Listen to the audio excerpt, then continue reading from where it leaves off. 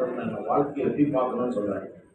வாழ்க்கையில போராடும் போது நாம் எதற்காக பிறந்திருக்கிறோம், எதற்காக கடவுள் நம்மளை அழைச்சிருக்காருன்னு தெரிஞ்சா வாழ்க்கையின் போராட்டங்கள் வெறும் போராட்டமா தெரியாது, நல்ல போராட்டமாக தெரியாது.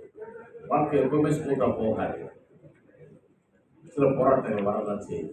அதை பார்க்கும்போது நான் எதுக்காக அழைக்கப்பட்டேன், என்ன கடவுள் எதுக்காக தெரிஞ்சிருக்கிறாரு, எனக்குள்ள என்ன வச்சிருக்கிறாரு, என்னை எங்க கொண்டு போறாருன்ற அந்த நிச்சயம் எனக்கு தெரிஞ்சதுன்னா அப்ப என்னுடைய போராட்டங்களை நான் நல்ல போராட்டமாக நினைக்கிறேன். ஏன்னு சொன்னா இந்த போராட்டத்தை எல்லாம் தாண்டி நான் ஜெயிப்பேன் என்கிற நிச்சயம் எனக்கு உண்டு. ஏன்னா கடவுள் என்ன அழைச்சிருந்தாருன்னா, என்ன தெரிந்து கொண்டிருந்தாருன்னா, என்ன ஒரு காரியத்தை செய்ய முடியாது இந்த உலகத்துல வச்சிருக்கிறாருன்னா கண்டிப்பா அதை யாரும் தடுத்து நிறுத்த முடியாது. அதுக்கு எதிர்ப்புகள் வரலாம், அதற்கு தடைகள் வரலாம், சவால்கள் வரலாம்.